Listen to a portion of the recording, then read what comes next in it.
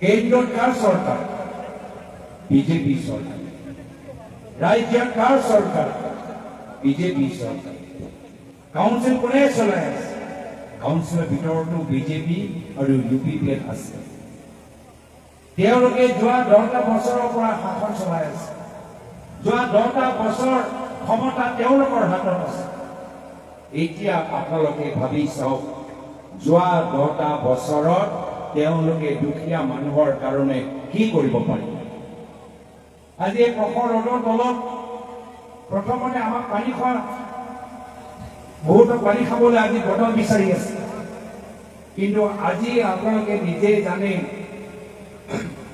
মুখ্যই বেছি ভালদৰে জানে যে আজি এই পানী যোগান আঁচনি জল জীৱন আঁচনি অসমৰ ভিতৰত আটাইতকৈ কলংকিত আছে মাত্ৰ পাইপ আছে কিন্তু পানী নাই এয়া হ'ল বৰ্তমানৰ অৱস্থা আৰু যেতিয়া এই ধৰণৰ কেলেংকাৰী কথা মুখ্যমন্ত্ৰীয়ে কয় হিমন্ত বিশ্ব শৰ্মা ডাঙৰীয়াই কয় যে কেলেংকাৰী হৈছে তেতিয়া এইমান যে কেলেংকাৰী হ'ল তাৰ দায়িত্ব কোনে ল'ব তাৰ দায়িত্ব মুখ্যমন্ত্ৰী ল'ব লাগিব বিজেপিয়ে ল'ব লাগিব তেওঁলোকৰ চৰকাৰ ৰাজ্যত তেওঁলোকৰ চৰকাৰ কেন্দ্ৰত আৰু কেলেংকাৰী দায়িত্ব তেওঁলোকে ল'বলৈ নিবিচাৰে কিয় যদি আজি অৰুণোদয় আঁচনিৰ নামত যদি PMAY ঘৰৰ নামত যদি পইচা দিবলৈ আছে তেতিয়াহ'লে বৰ্তমান চৰকাৰ কিয় নিমাত আছে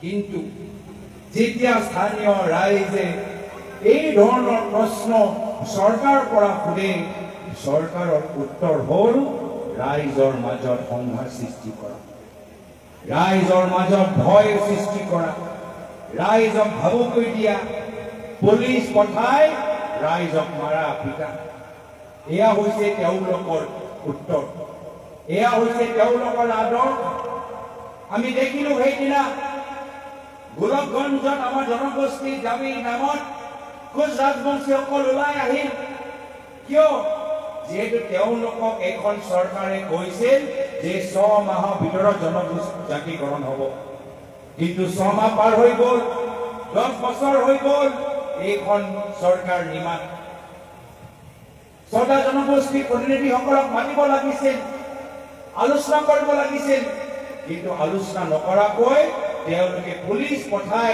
ল'ৰা ছোৱালীক তেওঁলোকে বেয়া একদম বৰ্বৰভাৱে তেওঁলোকে পিটিল আজি মানুহবোৰ ভয় কৰা নাই মুখ্যমন্ত্ৰীৰ পৰা যদি মুখ্যমন্ত্ৰীয়ে হিমন্ত বিশ্ব শৰ্মা ডাঙৰীয়া ভাবে যে অসমৰ ৰাইজে তেওঁৰ পৰা ভয় কৰে এই মঞ্চৰ পৰা আমি তেওঁলোকক জনাবলৈ বিচাৰো যে অসমৰ জনসাধাৰণৰ লগত আজি কংগ্ৰেছ দল থিয় হৈ আছে কোনো পৰ্যায়ে হিমন্ত বিশ্ব শৰ্মা ডাঙৰীয়াক ভয় কৰিব নালাগে আৰু এইটো আমি দেখিছো উজনি অসমত মৰাণ জনগোষ্ঠী তিনিচুকীয়াত ওলাই আহিছে ৰাস্তাত জনজাতি দাবীৰ নামত আজি ওলাই আহিছে কিন্তু তেখেতৰ লগত আৰু এটা পিছত এটা প্ৰয়াত তৰুণ গগৈদেৱ কংগ্ৰেছ চৰকাৰে বিভিন্ন সংগঠনৰ লগত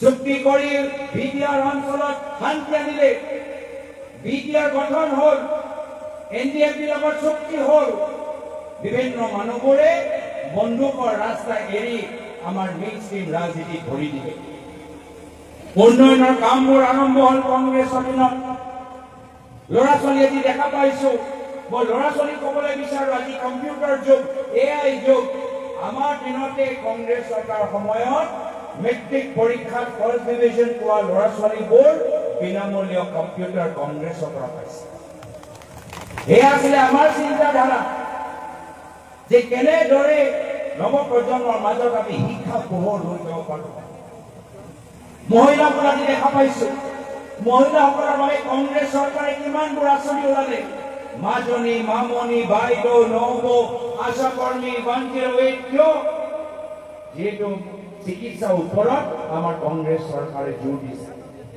এগৰাকী মহিলা যেতিয়া সুস্থ থাকে তেতিয়া ঘৰখনৰ অৱস্থা ভাল হৈ থাকে কিন্তু যদি এগৰাকী মহিলা অসুস্থ তেতিয়া ঘৰখন কোনে চম্ভালিব এইবোৰ চিন্তা আমাৰ দিনত কংগ্ৰেছে কৰিছে কিন্তু আজিৰ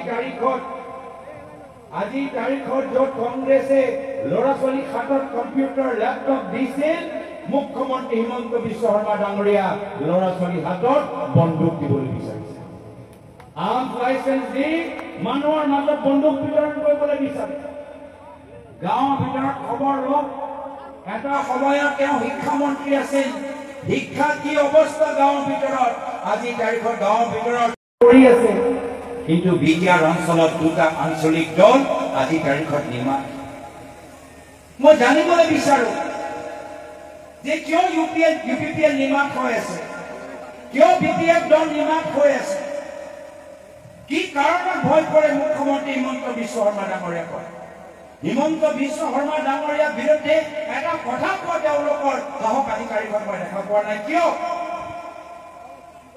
আৰু আজি সেই কাৰণে এই ৰাজনীতি আপোনালোকে বুজিব লাগিব যে ক্ষমতাৰ কাৰণে কিছু দল বিজেপিৰ লগত মিলিব পাৰে ক্ষমতাৰ কাৰণে ইএম হোৱাৰ কাৰণে গাড়ী ওপৰত লাইট লগাবলৈ কাৰণে হোটেল খুলিবলৈ কাৰণে কিছু দল হিমন্ত বিশ্ব শৰ্মা ডাঙৰীয়া আখৰে যি নিৰ্দেশ দিয়ে সেইখিনি পালন কৰিবলৈ সাজু হৈ আছে এইবোৰ দল কোন কিতাপ এইবোৰ মানুহবোৰ কোন মুখকে আপোনালোকে বেছি ভালদৰে জানে এই কাৰণে আজি তাৰিখত আপোনালোকে চাই আছে যে মুখ্যমন্ত্ৰী হিমন্ত বিশ্ব শৰ্মা ডাঙৰীয়া মুখত মাত্ৰ কংগ্ৰেছ কংগ্ৰেছ কংগ্ৰেছ কংগ্ৰেছৰ বাহিৰে তেওঁ কাকো ভয় নকৰে যদি মুখ্যমন্ত্ৰী হিমন্ত বিশ্ব শৰ্মা ডাঙৰীয়া যদি কোনোবাক ভয় কৰে সেয়া হ'ল আমাৰ কংগ্ৰেছ দল আৰু সেই কাৰণে আপোনালোকক অনুৰোধ জনাইছো কি যদি আপোনালোকে নিজৰ ভৱিষ্যত নিৰাপত্তা বিচাৰে যদি শান্তি বিচাৰে যদি সম্প্ৰীতি বিচাৰে তেতিয়া আপোনালোকৰ সন্মুখত এটাহে বিকল্প ভাৰতীয় জাতীয় কংগ্ৰেছ দল আৰু কংগ্ৰেছ দল এইবাৰ কি মূল মন্ত্ৰ লৈছে এইবাৰ আমাৰ মূল মন্ত্ৰ হৈছে যুঁজ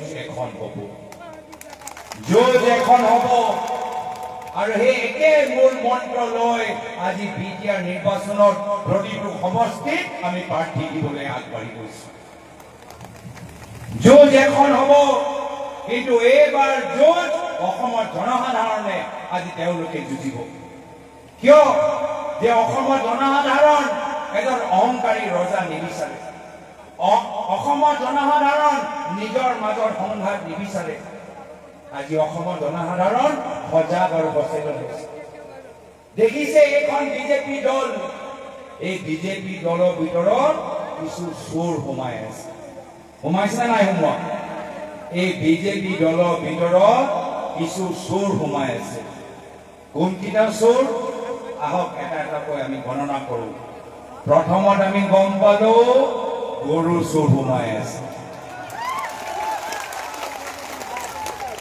বহুত নানান ধৰণৰ চোৰ সোমাই আছে। অসমৰ ৰাইজে ধৰিলে যে বিজেপি দলৰ ভিতৰত গৰু চোৰ সোমাই আছে। তাৰপিছত ৰাহুল গান্ধী ডাঙৰীয়া তদন্ত কৰিলে আৰু তাৰপিছত প্ৰমাণ কৰিলে যে গৰু চোৰৰ লগত বিজেপি দলৰ ভিতৰত সোমাই আছে ভোট চোৰ। ভোট চোৰ সোমাই আছে বিজেপি দলৰ ভিতৰত। আৰু তাৰপিছত আমি দেখা পালো এই পৰ্বতজৰাত কাৰো লগত আলোচনা নকৰাকৈ আদানী আম্বানী হাজাৰ হাজাৰ বিঘা মাটি বিক্ৰী কৰি দিলে। 6 কেজুৰ মাটি কাৰো লগত আলোচনা কৰা নাই।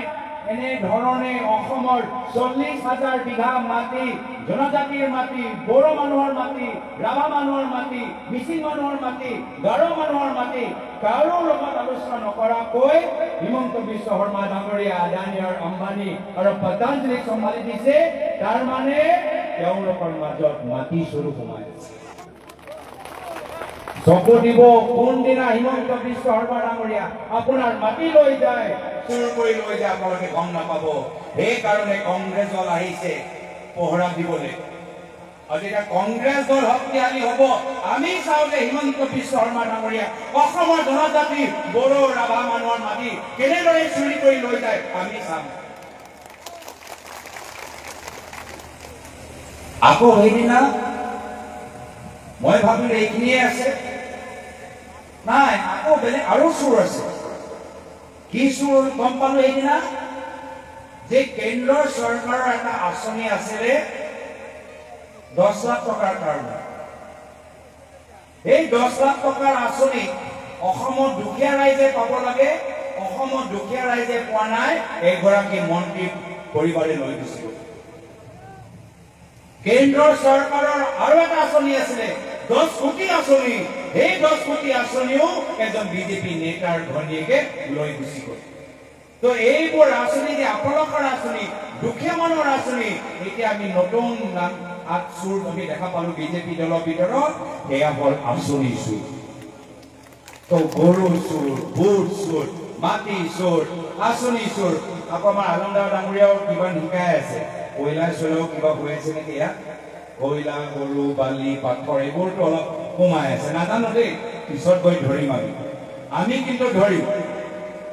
শ্ৰদ্ধা ৰাইজ, আপোনালোকক এটাই কথা কলো যে আমি ৰাজনীতি প্ৰায়তঃ তৰুণকৈ দিব পৰা শিকি আহিছো।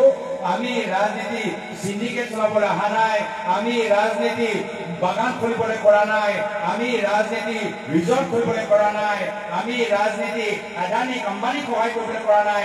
আমি ৰাজনীতি কৰিছো অসমৰ দুখীয়া ৰাইজক সেৱা কৰিবলৈ সহায় কৰিব। সেইকাৰণে আগন্তুক দিনত মানুহবোৰে গম পাই গৈছে, ইতিমধ্যে সিদ্ধান্ত লোৱা গৈছে যে অহা বছৰ বিধানসভা নিৰ্বাচন বিজেপিক বিদায় দিম, কংগ্ৰেছৰ নেতৃত্বৰ চৰকাৰ গঠন হ'ব। আপোনালোকে অলপ অশান্তিত আছে মই জানো, কিন্তু আৰু বেছি দিন ৰ'ব নালাগে। মাত্ৰ 7 মাহ ৰ'ব, সমগ্ৰ অসমত এটা পৰিৱৰ্তনৰ ঢৌ চলিব। কংগ্ৰেছৰ নেতৃত্বৰ চৰকাৰ আহিব, আপোনালোকৰ জীৱনত শান্তি সম্প্ৰীতি ঘূৰি আহিব, আপোনালোকৰ মুখখনত হাঁহিটো ঘূৰি আহিব। সেইকাৰণে আজি তাৰিখত মুখ্যমন্ত্ৰীৰ চেহেৰাটো দেখিছেনে? অলপ ভাল নাই লগা যেন লাগিছে, হয়নে নহয়? অলপ কথাবোৰ শুনিবচোন। আজিকালি নাচায়ো বেয়া পাইছে, কোনোবা নাচিলেও তেওঁ আপত্তি। আমাৰ কংগ্ৰেছ মঞ্চত কোনোবা নাচিলেও তেওঁ আজি ইমান আপত্তি হৈছে। ইমাননো আপত্তি কিয় কৰিব লাগে? আৰামছে থাককচোন, আৰামত থাকক, আৰামত থাকক। বিপি হাই হৈ যাব, আৰামত থাকক। ৰাজনীতিয়ে কৰি আছে, ৰাজনৈতিক ভাষা আমিয়ে দি থাকিম, আপোনালোকে দি থাকিব, কিন্তু অলপ আৰামত থাকক। আহক কেতিয়াবা এটা সাংস্কৃতিক মঞ্চত, মই এইখন মঞ্চৰ পৰা অনুৰোধ জনাইছো, তেওঁ আহি নাচিব, ময়ো যাম নাচিম, দুয়োজনে মিলি নাচি থাকিব। অলপ আৰামছে থাককচোন, ইমান কষ্ট কিয় আছে? ভয় কৰিব নালাগে। ৰাইজে যি সিদ্ধান্ত লৈছে পৰৱৰ্তী বছৰত সেই সিদ্ধান্তটো হ'বই।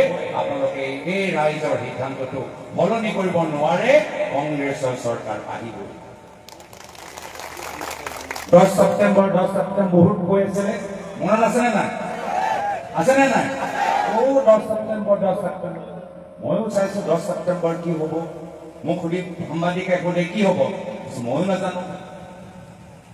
আমিও ভাবিছো কিবা এটা হ'ব, আমিও বহুত আশা কৰি আছো। আমিও বিৰোধী দল হিচাপে আমিও খুব আশা কৰিছো। দিনো বম ফুটাই 10 ছেপ্টেম্বৰ ৰাতিলৈকে মই ৰৈ আছো। তাৰপিছত বমটো মই শুনা নাই, কিবা ফুচ ক'ৰবাত ভাবাও লাগে, কিবা ফুচ কিবা মই শব্দটো শুনিলো, বমটো বোমাটো মই শুনা নাপালো। সেইকাৰণে মিছলীয়া ৰাজনীতি আমাক আৰু অসমৰ ভিতৰত নালাগে। ব্লক মুখ্যমন্ত্ৰী যিগৰাকী চিকিৎসা আৰু শিক্ষা বিভাগত অসমখন ভাৰতৰ শীৰ্ষ 5টা ৰাজ্যৰ পৰা অন্তিম 5টা ৰাজ্যলৈ লৈ গ'ল, এনেদৰে ব্লক মুখ্যমন্ত্ৰী আমাক অসমত নালাগে। তেওঁ যথেষ্ট ধন সম্পত্তি কৰিলে, বাগান ৰিজৰ্ট খুলিলে, অলপ আৰামত থাকক। তেওঁলোকে ৰাইজক সেৱা কৰিবলৈ অহা নাই। ৰাইজ আজি তাৰিখত ৰজা নহয়, ৰাইজে সেৱক বিচাৰিছে। আৰু আগন্তুক মাহত ৰাইজৰ বদলিত ৰাইজৰ কংগ্ৰেছ আপোনালোকে দেখা পাব। শ্ৰদ্ধ ৰাইজ, মই বিশেষ আৰু দীঘলীয়া নকৰো, মাত্ৰ সকলে আমাক জনাইছে যে আমাৰ কংগ্ৰেছ দলৰ প্ৰাৰ্থীগৰাকী সোহেন ব্ৰহ্ম ডাঙৰীয়া যথেষ্ট আগ্ৰহী, মানুহৰ মাজত যথেষ্ট জনপ্ৰিয়, খুব তেওঁলোকে কষ্ট কৰিছে। মই আশাবাদী যে আজি আপোনালোকে যিদৰে ওলাই আহিছে, মোৰ ফালৰ পৰা বিনম্ৰ অনুৰোধ, আহা 22 তাৰিখে হাতৰ চিনপত ভোট দি সোহেন ব্ৰহ্ম ডাঙৰীয়া জয়যুক্ত কৰক, কংগ্ৰেছ দলটো শক্তিশালী কৰক, আমাক শক্তিশালী কৰক আৰু অসমখনৰ মাজত শান্তি সম্প্ৰীতি লৈ আনক। আজি তাৰিখত এইখিনিয়ে কথা কৈ পুনৰবাৰ আজি এই সুন্দৰ সভা আয়োজন কৰাৰ বাবে সকলোকে পিচিচি অবজাৰ্ভাৰ, ডিচিচি বিধায়কসকল সকলোকে ধন্যবাদ জ্ঞাপন কৰি ইয়াৰ পিছত আৰু এখন সভালৈ যাবলৈ আছে। মই গুচি যাম তাৰলৈ, কিন্তু আমাৰ বিধায়কখিনি ইয়াত থাকিব। সকলো কথা আপোনালোকক কৈছে। মই মাত্ৰ আপোনালোকক অনুৰোধ জনাব বিচাৰিছো যে ৰাইজ এই যে ভোট দিব 22 তাৰিখে, এই ভোটটো আপোনাৰ নিজৰ। এই ভোটটো আনন্দ উৎসৱ নহয়। কোনোবাই আহি হুলস্থুল কৰিব, হেলিকপ্টাৰলৈ আহিব, আপোনালোকে ভোট দি দিব। এই ভোটটো আনন্দ নহয়। এই ভোটটো হ'ল আপোনালোকৰ জীৱন। এই ভোটটোৰ লগত আপোনালোকৰ ল'ৰা ছোৱালীৰ ভৱিষ্যত জড়িত হৈ আছে। সেইকাৰণে মই আপোনালোকক অনুৰোধ কৰিছো যে কাৰো উচ্চতলিত আপোনালোকে ভোট নিদিব। ভোটটো দিব যাওঁতে আপোনালোকৰ নিজৰ অমগী বমগী আপোনালোকৰ শুভাকাংক্ষীৰ লগত কথা পাতক যে 22 তাৰিখে ভোটটো আমি কাক দিব লাগিব, কাক দিলে আমি ল'ৰা ছোৱালীকেইটাক লৈ শান্তিৰে থাকিব পাৰিম, কাক দিলে আগন্তুক অসমত যিখন চৰকাৰ হ'ব সেই চৰকাৰৰ দিনত আমি শান্তিৰে থাকিব পাৰিম। সেই কথাটো আপোনালোকে চিন্তা কৰি হাতৰ চিনত আপোনালোকে 22 তাৰিখে ভোট দিবৰ কাৰণে মই অনুৰোধ কৰিছো। আজি উজনিত যদি আপোনালোকৰ কোনোবা আছে, আপোনালোকে চাওক তেওঁলোকে কি কৰিছে। গৌৰৱ গগৈ ডাঙৰীয়া কংগ্ৰেছৰ সভাপতি হোৱাৰ পাছত আজি চৌদিশে আজি কংগ্ৰেছ কংগ্ৰেছ কংগ্ৰেছ কংগ্ৰেছ কথা কৈছে। আজি উজনিত যাওক কংগ্ৰেছ, বৰাকভেলীত যাওক কংগ্ৰেছ, পাহাৰত যাওক কংগ্ৰেছ, গামৰিত যাওক আপোনালোকে কংগ্ৰেছ কংগ্ৰেছ। উপায় নাপায় এতিয়া হিমন্ত বিশ্ব শৰ্মাই যেতিয়া দেখিলে যে উজনিত সকলো মানুহে তেওঁৰ লগ এৰিছে, আহোম সম্প্ৰদায় তেওঁৰ লগ এৰিছে, মৰাণ মটক লোকসকলে লগ এৰিছে, যেতিয়া দেখিছে চুতীয়া সম্প্ৰদায়ৰ লোকসকলে লগ এৰিছে, নামনিত যেতিয়া কুচৰাজবন্তীসকলে লগ এৰিছে, এতিয়া তেওঁ সৰু ভাইসকলৰ মাজতো বিভিন্ন ধৰণেৰে তেওঁ অভিশাপৰ ভাৱ সৃষ্টি কৰিবলৈ বিচাৰিছে। এই সৰু ভাইসকলক প্ৰমোট কৰো, আমাৰ লগত নীতি আদৰ্শৰ মিল নাই, UPSPৰ আমাৰ লগত নীতি আদৰ্শৰ মিল নাই। কিন্তু যেতিয়া হিমন্ত বিশ্ব শৰ্মা চৰকাৰৰ চৰকাৰ কৰিবলৈ MLA নাছিল, এই UPPLৰ ভৰিত ধৰি তেওঁলোকে চৰকাৰ কৰিবলগীয়া হৈছিল। এই প্ৰমোদ বড়োক কৈছিল যে তোমালোকে আমাক সমৰ্থন কৰে, নহ'লে আমি চৰকাৰ কৰিবলৈ নোৱাৰো। তেতিয়া এই হাগ্ৰামা মহিলাক তেওঁ বেয়া পাইছিল। এতিয়া প্ৰমোদ বড়োৰ লগত তেওঁৰ কিবা কিবি হ'ল, এতিয়া তেওঁ হাগ্ৰামা তেওঁৰ নিজৰ হ'ল। গৰু মাজত দিলে কাজিয়া লগায়। হাগ্ৰামা মহিলাইও এতিয়া বিভিন্ন ৰূপ তেওঁ। মই আজি এই পৰ্বত জোৰাত আপোনালোকক অনুৰোধ কৰিবলৈ আহিছো, আপোনালোকে কাক ভোট দিয়ে মই নাজানো, কিন্তু হাগ্ৰামা মহিলাক আপোনালোকে ভোট নিদিব আহিছে। তেওঁক আপোনালোকে ভোট দিয়া মানে হিমন্ত বিশ্ব শৰ্মা শক্তিশালী হোৱা। আৰু কেইটামান দিন আছে, মই আপোনালোকক প্ৰমাণ সহ দেখুৱাই দিম যে তেওঁ হিমন্ত বিশ্ব শৰ্মা ডাঙৰীয়াৰ সমৰ্থনত আজি বিভিন্ন ঠাইত প্ৰাৰ্থী দিছে। হিমন্ত বিশ্ব শৰ্মাৰ দ্বাৰা তেওঁ আজি পৰিচালিত হৈছে। গৌৰৱ গগৈ ডাঙৰীয়াই গোটেই অসমখনৰ লগত এই BTR BTC এৰিয়া বিভিন্ন ধৰণৰ আঁচনি দিছিল আপোনালোকক। আমাৰ ইয়াৰ ল'ৰা ছোৱালীবিলাক স্কুললৈ যোৱা নাছিল 2001 চনত তৰুণগগৈ ডাঙৰীয়াই ক'লে যে কোকৰাঝাৰৰ ল'ৰা ছোৱালী স্কুলত যোৱা সংখ্যা কিয় কম দেখিলে যে কেনেকৈ যাব আমাৰ দুখীয়া ল'ৰা ছোৱালীবিলাকৰ দুপৰীয়া খাবলৈ দিব নোৱাৰে আমাৰ ল'ৰা ছোৱালীবিলাকক মাক বাপেকে দুপৰীয়া খাবলৈ দিব নোৱাৰাৰ কাৰণে স্কুলত ল'ৰা ছোৱালীবিলাক নপঠিয়াই বাপেক মাকে তৰুণগগৈ ডাঙৰীয়াই ক'লে যে মোৰ বিপিচি এৰিয়া যদি আগবাঢ়ি নাযায় মোৰ কোকৰাঝাৰ জিলাখন যদি আগবাঢ়ি নাযায় তেতিয়া মই কেনেকৈ কম মোৰ অসমখন আগবাঢ়ি গৈছে যোৱা তোমাকে বিপিচিত কৈ দিয়া সকলো ল'ৰা ছোৱালীক স্কুলত পঠিয়াবলৈ স্কুলত খোৱা বোৱাৰ ব্যৱস্থা মই কৰি দিম এই যে দুপৰীয়া স্কুলত খোৱাৰ ব্যৱস্থা কৰিছিল সেইটো তৰুণ গগৈ চৰকাৰে কৰিছিল হিমন্ত বিশ্বই কৰা নাই আমি পাহৰি গৈছো তাৰপিছত স্কুলত ল'ৰা ছোৱালীবিলাক নাযায় তৰুণ গগৈ ডাঙৰীয়াই কৈছে মইতো খোৱা দিলো তাৰপিছত কিয় যোৱা নাই কৈছে কেনেকৈ যাব ধনী ধনী মানুহবিলাকে ধুনীয়া ধুনীয়া কাপোৰ কিনি যায় দুখীয়া মানুহবিলাকৰ পইচা নাই বাপেক মাকে পইচা দিব নোৱাৰে কাপোৰ কিনিব নোৱাৰে সেইকাৰণে স্কুললৈ নাযায় কৈছে যোৱা তোমাকে বিদ্যাৰ কোকৰাঝাৰত পোৱাগৈ দুখীয়া ধনী সকলোৱে একেধৰণৰ ড্ৰেছ কৰি যাব লাগিব মই স্কুলবিলাকত ইউনিফৰ্ম মই ফ্ৰী দিছো এই যে ইউনিফৰ্ম ফ্ৰী দিছে হিমন্ত বিশ্ব শৰ্মাই দিয়া নাই ৰাইজ সেইটো কংগ্ৰেছ চৰকাৰৰ তৰুণ গগৈ চৰকাৰে দিছে তাৰপিছত দেখিছে যে ল'ৰা ছোৱালীবিলাকৰ স্কুলৰ সংখ্যা কম বোলে কিয় যে কিতাপ কিনিবলৈ পইচা নাই আমাৰ ল'ৰা ছোৱালীবিলাকৰ পাহৰি গৈছো আজি আমি এই যে বিনামূলীয়া যে কিতাপৰ ব্যৱস্থা সেইটো তৰুণ গগৈ চৰকাৰে কৰিছে অন্যায় কৰাই নাই ৰাইজ তৰুণ গগৈ দিছে কি সুন্দৰ পৰিৱেশ আছিল স্কুলত যায় ইউনিফৰ্ম দিয়ে দুপৰীয়া খোৱা দিয়ে তাৰপিছত দেখিছে ছোৱালীবিলাকে স্কুলত যোৱাৰ সংখ্যা কম কৈছে ছোৱালী কিয় যায় ছোৱালী কি কাৰণে কমকৈ যায় বোলে গৰমত খোজকাঢ়ি যাবলৈ অসুবিধা হয় যোৱা কোকৰাঝাৰত যোৱা পৰ্বতযোৰাত ছোৱালীবিলাকক কৈ দিয়া এক টাইম টেনৰ ছোৱালীক মই স্কুলত যাবৰ কাৰণে চাইকেল দিম এই চাইকেল দিয়া আছে কংগ্ৰেছ চৰকাৰে কৰিছে আজি আমি পাহৰি গৈছো এই যে আত্মসহায়ক গোট এই যে আপোনালোকে যে আত্মসহায়ক গোট বুলি বেংকত যোৱা আৰম্ভ কৰিছে কাৰ দিনত হৈছে কংগ্ৰেছৰ দিনত হয়নে নহয় কংগ্ৰেছৰ দিনত আমি বেংকত মানুহবিলাকক মহিলাবিলাকক যোৱা আৰম্ভ কৰিছো এই সময়তে আমাৰ হিমন্ত বিশ্ব শৰ্মা আহিলে আহি কৈছে যে এই কথাবিলাক আমি তৰুণ গগৈ ডাঙৰীয়াই কি কৰিলে আপোনালোকে বিজেপিক ভোট দিয়ক আমি আপোনালোকক 15 লাখ টকাকে দিম আচৰিত কথা ধুবুৰীৰ ওচৰতে কোকৰাঝাৰত আমি কৰিবলৈ যাওঁ কোকৰাঝাৰত আমাৰ যিবিলাক মহিলা কংগ্ৰেছৰ পৰ্বতযোৰাত যিবিলাক মহিলা কংগ্ৰেছৰ এদিন দেখিছো যে তেওঁলোকে বেংকলৈ গৈ আছে আমাৰ দেখিলে মুখখন ঘূৰাই দিয়ে মই সুধিলো কিয় গৈ আছে বোলে তেওঁলোকে বেংকত একাউণ্ট খুলিবলৈ গৈ আছে বোলে কিয় একাউণ্ট খুলিব গৈ আছে বোলে বিজেপিয়ে কৈছে একাউণ্ট খোলক 15 লাখ টকা লওক একাউণ্ট খোলক 15 লাখ টকা লওক খুলিছিল নে নাই আপোনালোকে গৰমত ৰ'দত বৰষুণত তিতি আমাৰ মানুহবিলাকে একাউণ্ট খুলিলে আৰু ক'লে একাউণ্ট খুলিবলৈ বেংকলৈ আহিব নালাগে মোবাইলটো ঘৰত লৈ ৰখি থাকিব আপোনালোকে মোবাইলত পিংকে এটা শব্দ হ'ব আৰু আপোনালোকৰ 15 লাখ টকা সোমাই যাব আমাৰ মহিলাসকলে একাউণ্ট খুলিলে আৰু মোবাইলটো লৈ ঘৰত শুই আছে গিৰিয়েকে দেখে বুলি তেওঁ উল্টা ফেৰে মোবাইলটো ৰাখে ভাবিছে মই 1000 টকা দি আমাৰ একাউণ্ট খুলিলো আৰু এতিয়া পিংকে শব্দ হ'ব 15 লাখ টকা সোমাব মোৰ ল'ৰা ছোৱালী